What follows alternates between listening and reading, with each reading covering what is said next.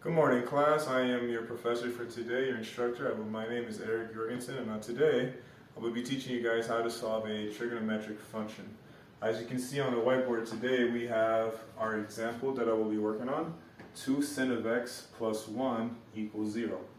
Now, the best way, I think, to solve a trigonometric function is to treat it as an algebra expression. So the only thing you do is you turn the sin of x into x by itself.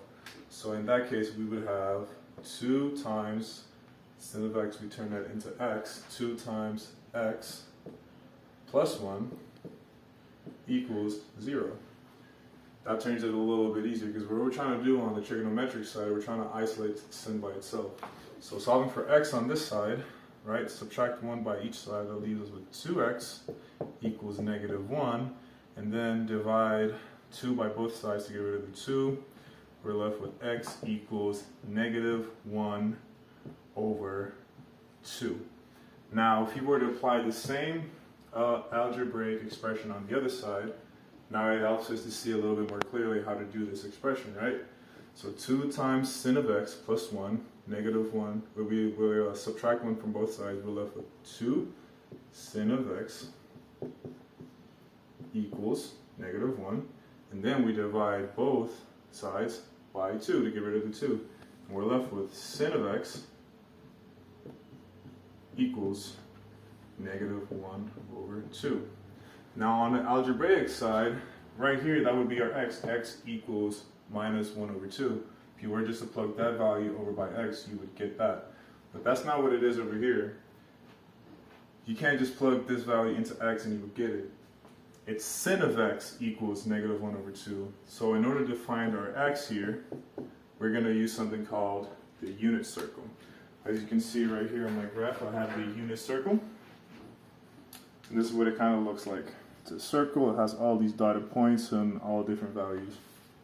So what you're going to be looking for on the unit circle, you can see I got this other graph right over here. Usually on a scale, on a graph, you have an x and y coordinate, right? So x amount, positive, negative, y, x amount, positive, negative. So a circle is the same as a graph, except it has a circle on it. And instead of x and y coordinates, it has cosine and sine coordinates.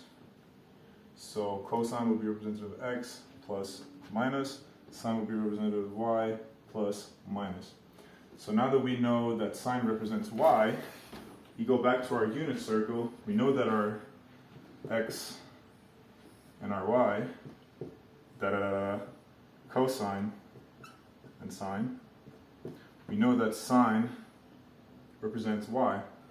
So once we go back to the unit circle, see how all of these points have 2 parentheses? Every point has 2 values in parentheses, meaning the first one is a cosine and the second one is a sine.